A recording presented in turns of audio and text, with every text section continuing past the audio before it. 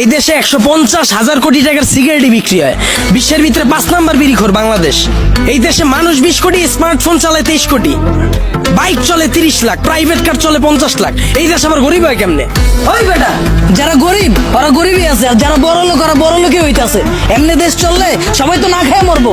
হালার ঘরে হালা 1974 সালের পর থেকে এখন পর্যন্ত কেউ না খায় মরছে?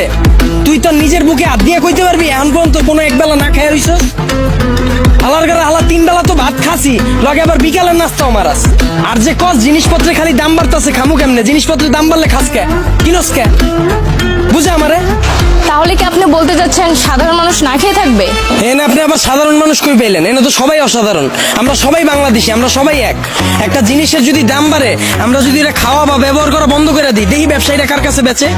যখনই আমরা খবর পাই কালকে থেকে পেঁয়াজের কেজি 20 টাকা বেড়ে যাবো, ওই দিনই যাই আমরা দোকানে ভিড় করে আলাই। তো দোকানদারও তো আমরা বুঝেই দিতেছি পেঁয়াজের কেজি 20 টাকা হোক আর 2 লাখ টাকা হোক, আমরা কিনা খামুই।